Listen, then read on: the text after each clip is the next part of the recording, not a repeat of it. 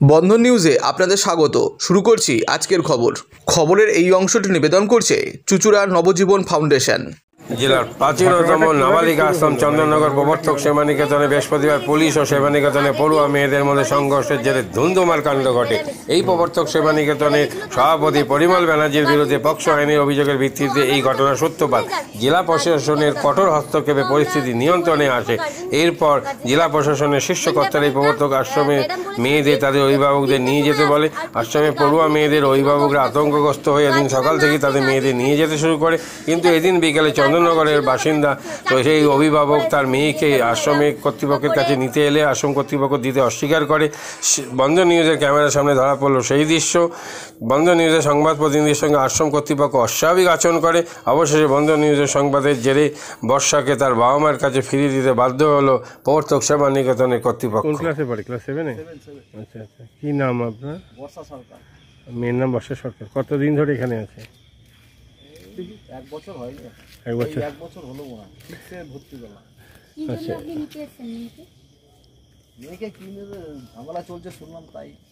কি নিয়ে ঝামেলা? ঝামেলাটা জানেন? কি নিয়ে ঝামেলা আমি জানি না কিছু।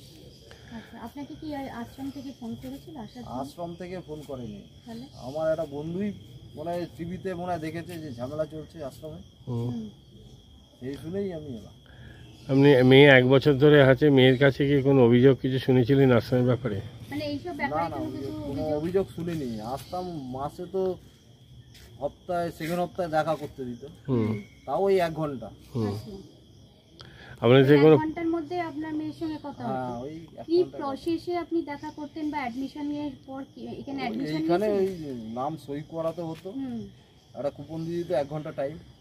আর আপনি অ্যাডমিশনের সময় অ্যাডমিশন করিয়েছিলেন? হ্যাঁ, অ্যাডমিশন করি। কত টাকা করে নেয় এখানে অ্যাডমিশন করতে? না, আমার টাকা নেয়নি।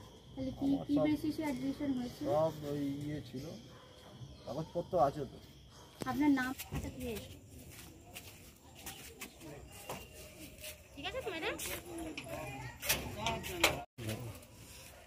আপনাকে সন্তানকে দিয়েছে? কিভাবে দিল আপনাকে? এসে তো অনেকবার ডাকছিলেন। হ্যাঁ, তারপর কি হলো? তারপর তো এই এখন দিল ছুটি। এখন ছুটি দিল? আপনাকে প্রথমে কি বলেছিল? প্রথমে বলছিল যে 6টার পরে বা 6টার আগে একটা কি অ্যালাউ নেই। তারপর কি করে দিল? তারপর তো আপনাকে ভেতরে ডাকলো, আর অনেকক্ষণ পর ডাকলো আবার মেয়ে সই করে তারপরে ছাড়লো। হ্যাঁ, মানে কি প্রসেসে ছাড়লো? আপনি ভেতরে ঢুকলেন কিভাবে? ভেতরে ঢুকলাম, গেটম্যান আসলো, এসে অনেক বলে। আপনি বললেন? আচ্ছা, তোমার ওপর কোনো টর্চার হতো কোনোদিন? না, আমার ওপর কোনো টর্চার হতো না। আচ্ছা, কি হয়েছিল গো? ঘটনাটা কি ঘটেছিল ভেতরে? ঘটনা ওই যে 3টে মেয়ে আমাদের কাকুকে মিথ্যে অভিযোগ দিয়ে বলা হয়েছে যে নাকি আমার কাকু নাকি কি অসভ্যতামি করে, সেই জন্য আমার কাকু কোথায় যায় না, তো সেই জন্য কাকু আর তারপর থেকে আসে না। যেদিন থেকে বলা হয়েছে তারপর থেকে আর কাকু আসে না? না। আজকে তোমাকে বাবা নিয়ে যাচ্ছে, কি তোমাকে চলে যেতে বললো? আমাকে? হ্যাঁ, তোমাকে আশ্রম থেকে কি বললো? আশ্রম থেকে কিছু বললো না, খালি বললো বর্ষা আয়, তো বাবা এসছে তো তোকে নিয়ে যাবে, সেজন্য আমি চলে এলাম। তুমি আগে থেকে দেখেছিলে বাবা এসেছিল? হ্যাঁ, তাহলে হ্যাঁ দেখেছিলে, দেখে বলেছিলে ভেতরে যারা দায়িত্বে আছে তাদেরকে বলেছিলে যে আমার বাবা এসেছে, আমি বাবার কাছে যাবো, এই কথা বলেছিলে? হ্যাঁ, আমি ছুটে এসেছিলাম, কিন্তু আমাকে বকে ভেতরে পাঠিয়ে দিল, তাই তো? কি বলেছে তোমাকে? আর খালি বললো রেডি হয়ে আয়। না, তোমাকে কি বকে কি বলেছে? বকাটা কি বললো? যে খালি বললো তুই খালি হাতে নামছিস কেন, তুই সব জিনিসপত্র নিয়ে আয় নিচে। তারপর আমি আবার গেলাম, যে জিনিসপত্র নিয়ে নিচে নিয়ে চলে এলাম। তুমি কি আর এখানে আসবে এই আশ্রমে? যদি আবার যদি বলে আসতে, তখন চলে আসবে। তোমার নাম কি? আমার নাম বর্ষা সরকার। দেখে তাহলে এলো না কেন? তখন কেন এলো না? আপনারা যখন ডাকলাম তখন কেন এলো না? আর এখন কেন এলো? বেরোলো কি করে বলুন? আপনি কেন উত্তর দিচ্ছেন না? না, গেটম্যান হোক আর যাই হোক, আপনি তো এতক্ষণ খোলেননি, তালাটা খুলেছিলেন? আমরা বারবার বলেছিলাম আমরা একটা ইন্টারভিউ নিয়ে চলে যাব।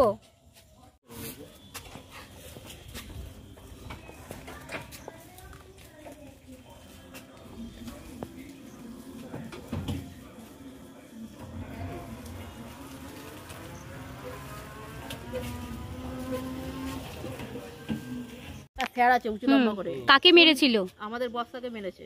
আচ্ছা, তারপর? মানে আমার দাদার মেয়ে। আচ্ছা, হ্যাঁ হ্যাঁ। হ্যাঁ, তারপর কি হয়েছে? তারপরে বলেছে যদি বলে যে এইসব খাইয়েছে তাহলে ওকে আবার মারবে। খাওয়া দাওয়ার মানে ভিতরে ঠিক ছিল না? ওই মানে খাবার বেঁচে গেছে ওইসব খাইয়েছে, আচ্ছা, বুঝেছেন? হ্যাঁ। কাঁচা খাবার খাইয়েছে, তারপরে পেটে ব্যথা হচ্ছিল বলে ওকে আবার মেরেছে, আবার ভয় দেখিয়েছে, বলেছে আবার মারা হবে। ওখানে মেন একটা হেড স্যার আছে, আচ্ছা, উনি মেরেছে। আর এই সমস্ত যে কাজকর্ম চলছে এইগুলো তো ঠিক না, প্রশাসনকে দেখা দরকার।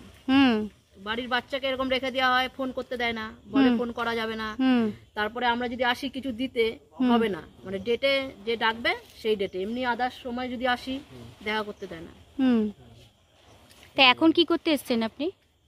আমি ওই শুনলাম মেয়েকে ছাড়ছে না বলেই এলাম, কিন্তু আপনারা একটু ব্যবস্থা করুন যাতে সবার বাচ্চারা এখানে থাকে, তো যাতে ঠিকঠাক বিচার হয়, ঠিকঠাক ভাবে থাকে সব সন্তানরা, ওইটাই দেখুন। আমরা চেষ্টা করলাম। ওনারা তো ডেকে ডেকে সাড়া দিচ্ছিল না, পরে যখন ডাকা হলো আমি ডেকে দিলাম, তবে ওরা সন্তানকে নিয়ে যেতে পেরেছে। আপনি কি পুলিশ নিয়ে এসেছেন? এই বিষয়টা নিয়ে পুলিশকে জানিয়েছেন? না, আমি এখনো জানাইনি সব, কিন্তু এখন সবার মানে এখন বুঝতে পারছি না ব্যাপারটা কি হয়েছে ভেতরে, এতটা ঝামেলা কেন হলো বোঝা গেল না, এতটা ঝামেলা। আপনার নাম কি? আমার নাম শিল্পী হালদার। কোথায় বাড়ি আপনার? আমার ওই জ্যোতির্মচন্দ্র। আপনি বর্ষার কে হন? পিসি হই। এই যে প্রবর্তক হোম বর্তমানে কি বন্ধ আছে? হ্যাঁ, বন্ধ আছে। কি কারণে বন্ধ হলো একটু বলবেন? কি কারণে বন্ধ হলো, ডিপার্টমেন্ট থেকে যেহেতু বাচ্চাদের বাড়ি নিয়ে যাওয়ার জন্য বলা হয়েছে, সেই জন্য আপাতত আশ্রমটা বন্ধ। মেয়েরা নেই, তাহলে তো কারা বলেছে স্বাভাবিকভাবেই। হ্যাঁ, বলুন বলুন বলুন। কারা বলেছে বন্ধ করতে, মানে মেয়েদের নিয়ে না যেতে? না, কারা বলেছে না, শুনুন, ডিপার্টমেন্ট থেকে মেয়েদের বাড়ি চলে যাওয়ার জন্য আমাদের কাছে সার্কুলার এসেছে। এবার দেখুন, সরকারের সার্কুলার তো মানতে আমরা বাধ্য। হ্যাঁ, তো ডিপার্টমেন্ট থেকে যেহেতু মেয়েদের বাড়ি ছাড়ার জন্য বলা হয়েছে, এবার গার্জেনরা এসে মেয়েদেরকে বাড়িতে নিয়ে গেছে। এবার অস্বাভাবিকভাবেই আশ্রম বন্ধ। আচ্ছা, আমি ওটাই জানতে চাইছি যে সরকার বলতে আমাদের কি সরকার বলতে আমি সরকার ঠিক বলছি না, আমি বলতে চাইলাম সরকার থেকে যদি কোনো নিয়ম করে তাহলে তো সেটা আমরা মেনে নেব। নিয়ম করেছে না আপনাদের কোনো নোটিশ ধরিয়েছে? কোনটা? নোটিশ না, আমি কি বারবার বলছি, ডিপার্টমেন্ট মানে এখানে মাস এবং কটেজের মেয়েরা তো মূলত থাকে, আর ওই দিকটা ধরুন যে একটা মেয়ে, এই মাস আর কটেজের যে ডিপার্টমেন্ট রয়েছে তাদের হচ্ছে আমাদের কাছে অর্ডার আছে, মানে লিখিত অর্ডার আছে যে মেয়েদের এখন গার্জেনদের হাতে তুলে দেওয়ার জন্য। সেক্ষেত্রে গার্জেনরা এসে মেয়েদের নিয়ে গেছে। আচ্ছা, মানে আপনাদের এটা এই প্রবর্তকের এটা নোটিশ দিয়েছে আপনাদেরকে, তাই তো? প্রবর্তকের, আমি বারবার বলছি ডিপার্টমেন্ট থেকে আমাদেরকে অর্ডার দিয়েছে মেয়েদেরকে গার্জেনদের হাতে তুলে দেওয়ার জন্য। হ্যাঁ, ওই কোন ডিপার্টমেন্ট, কোন প্রবর্তক? মাস এবং কটেজ। হ্যাঁ, মাস এবং কটেজ এটা প্রবর্তকে। প্রবর্তকের তো? প্রবর্তকের না, তাহলে প্রবর্তক তো এটা হচ্ছে আমাদের এনজিও। হ্যাঁ, প্রবর্তক তো এনজিও, আর মাস আর কটেজ ডিপার্টমেন্ট। মাস একটা স্কিম, কটেজ একটা স্কিম। এই স্কিম থেকে যারা এখানে মেয়েদের পাঠায় তাদের তরফ থেকে আমাদের কাছে লিখিত নোটিশ এসছে যে বাচ্চাদের গার্জেনের হাতে তুলে দিতে হবে, এবং আমরা তুলেও দিয়েছি, গার্জেনরা এসে নিয়ে। আচ্ছা, এই নোটিশটা কবে এসেছে আপনাদের কাছে? কালকেই এসেছে। কালকে এসেছে তো কতজন স্টুডেন্ট আছে, ছাত্রী আছে এখনো পর্যন্ত? এখনো পর্যন্ত মোটামুটি ধরুন খুব জোর হচ্ছে কি এই 6-7 জন আছে। কালকে সকালবেলায় হলেই তারা চলে যাবে, কারণ থানা থেকে ওই কিছুক্ষণ আগে লোক ছিল এখানে, তো আমাদের দেখাশোনা করছিল, মানে পাহারা দিচ্ছিল। তো যাওয়ার আগে হচ্ছে ওনারা আমাদের ফোন নাম্বার নিয়ে গেছে এবং বলেও গেছে যে যদি কোনো অসুবিধা হয় আপনারা ফোন করবেন। এবং আমরা বললাম যে ভেতরে 6 থেকে 7 জন মতো রয়েছে, তার মধ্যে 3 থেকে 4 জন তো পুরুলিয়ায় থাকে, তাদের তো এসে নিয়ে যাওয়া তো সম্ভব নয়। এবার গার্জেনরাও তো গরিব, তারাও দিন আনে দিন খায়, পয়সা কড়ি রোজগার মানে জোগাড় করে তারা তো নিয়ে আসবে। সেই জন্য কালকে সকালবেলার মধ্যে যে 6 থেকে 7 জন রয়েছে তারা একদমই চলে যাবে। হ্যাঁ, তারা এই যে 6 থেকে 7 জন আছে তারা পুরোপুরি নিরাপত্তায় আছে তো? হ্যাঁ, পুরোপুরি নিরাপত্তায় আছে। পুলিশ ছিল, পুলিশ খানিকক্ষণ আগে চলে গেল, এবং পুলিশ ফোন নাম্বারও দিয়ে গেছে, বলেছে যদি কোনো অসুবিধা হয় আমাদের ফোন করে জানাও। আচ্ছা, তাহলে এখন নিরাপত্তাটা কিভাবে দিচ্ছে, মানে কিভাবে পাচ্ছে ওই বাচ্চাগুলো? এখন নিরাপত্তাটা আপাতত তো এখন বর্তমানে আমরা রয়েছি ভেতরে, এবং কালকে সকাল ধরুন 10টার মধ্যে হয়তো সবাই চলে যাবে। সবাই 10টার মধ্যে চলে যাবে। এবার কোন কোন মানে ক্লাসের আছে? কোন কোন ক্লাসের মানে মোটামুটি সব ক্লাসেরই রয়েছে।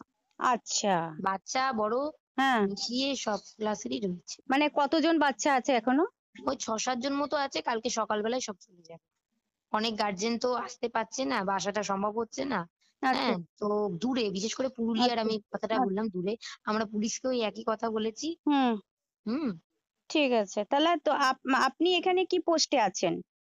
আমি সুপারভাইজার পোস্টে আছি। আপনার নামটা কি আছে? আমার নাম পায়েল দাস। ওকে, থ্যাংক ইউ। ঠিক আছে, ঠিক আছে। মাদকাসক্ত যুবকদের জীবনের মূল স্রোতে ফিরিয়ে আনছে চুঁচুড়া নবজীবন ফাউন্ডেশন। আজ থেকে 7 বছর আগে পথ চলা শুরু হয়েছিল এই সংস্থার। হুগলি জেলা থেকে শুরু হয়েছিল নবজীবন ফাউন্ডেশনের কাজ। আজ গোটা উত্তর পূর্ব ভারতে ছড়িয়ে পড়েছে তার ব্যাপ্তি। জেলা ও রাজ্যের হাজার হাজার মাদকাসক্ত যুবকদের মানসিক ও শারীরিক চিকিৎসার মধ্যে দিয়ে সুস্থ জীবনের পথে ফিরিয়ে আনছে নবজীবন ফাউন্ডেশন। কী করে এই সংস্থাকে তিল তিল করে গড়ে তুলছেন বন্ধন নিউজ এর ক্যামেরার সামনে সে কথা বললেন সংস্থার কর্ণধার চন্দন দাস। দেখি ওটার মধ্যে কি আছে বা পাড়ার বড় দাদারা করছে, আমিও একটুখানি করি, ফিলিংসটা কি সেটা দেখতে যাই। এবং একটা সার্টেন টাইমের পর কি হয়, সেটা ফ্রিকোয়েন্সিটা তখন অনেক বেশি থাকে, গ্যাপ থাকে যখন শুরু করে। পরবর্তীকালে যখন নির্ভরশীল হয়ে পড়ে সেই একটা সাবস্টেন্সের উপর, তখন সেটা থেকে বেরোনোর জন্য সে নানা রকম চেষ্টা করে, কিন্তু তার ওয়ে আউটটা জানা নেই যে কোন রাস্তা দিয়ে গেলে নেশা থেকেও বিরত থেকে সুস্থ স্বাভাবিক জীবনযাপন করা যায়। তো আমি ভাবলাম যে শুধুমাত্র আমি সুস্থ স্বাভাবিক জীবনযাপন করলাম, আমার জীবনের সার্বিক উন্নতি হলো, বা আমার যেসব এম বা আমি জীবনে যে জিনিসগুলো করতে পারিনি সেগুলো আমি ফুলফিল করলাম, তাহলে তো শুধু আমার কথাই ভাবা হলো। তাহলে আমি এরকম কিছু কাজ করি যাতে আমার মতো আরও 5 জন আমার দ্বারা উপকৃত হয়। এবং একটা সার্টেন টাইমের পর যখন মানুষ চায় যে ফিরতে, অথচ তার কাছে রাস্তা থাকে না, তখন এই একটা WHO ওয়ার্ল্ড হেলথ অর্গানাইজেশন একটা প্রসিডিউর বার করেছে। গরম পানীয়র জন্য বিশ্বমানের flask, micro oven, mixer grinder, induction সহ আধুনিক রান্নাঘরের সামগ্রী উৎপাদন সারা বিশ্বে আলোড়ন সৃষ্টি করেছে বড়সিল। পাশাপাশি বিশ্বমানের সোলার গ্লাস, যা সোলার সিস্টেমের অন্যতম সামগ্রী তৈরি করে, সারা বিশ্বে নজির গড়েছে বড়সিল। দেশের বাজারে পাশাপাশি বিশ্ববাজারেও সব প্রতিযোগী কোম্পানিকে পিছনে ফেলে এগিয়ে চলেছে ভারতের বড়সিল। রাজস্থানের বড়সিল কারখানায় 1200 মহিলার কর্মসংস্থান হয়েছে। প্রতিদিন রাজস্থানের প্রত্যন্ত গ্রাম থেকে ওই মহিলাদের গাড়ি করে কারখানায় নিয়ে আসে কারখানা কর্তৃপক্ষ। তারা বড়সিলের বিশ্বমানের প্লেটের ডিজাইনে কাজ করে। দিনের শেষে তাদের গাড়ি করে বাড়ি ফিরিয়ে দেয় কারখানা কর্তৃপক্ষ। কর্মসংস্থানের এই বেনজির দৃষ্টান্তের জন্য বড়সিল কোম্পানিকে কুর্নিশ জানায় ভারতবাসী।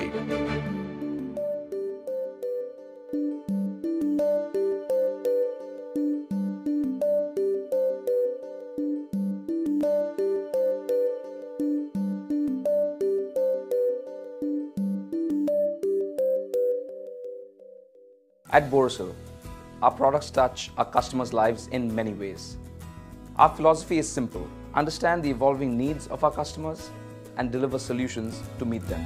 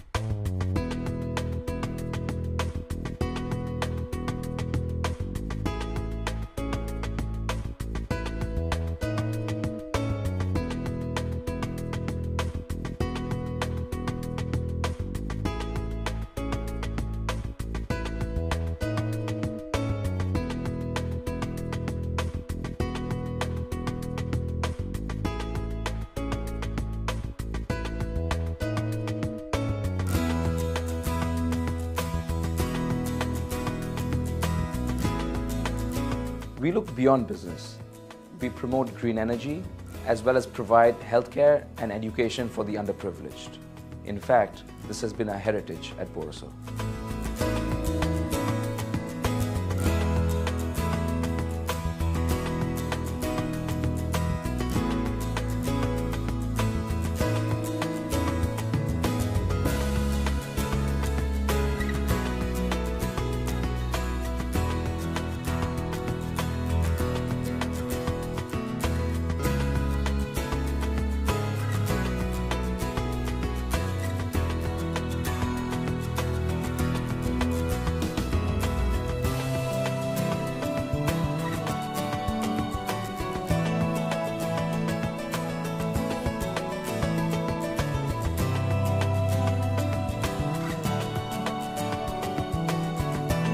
Our products are developed with innovation and thought. It is technology emboldened by the human spirit.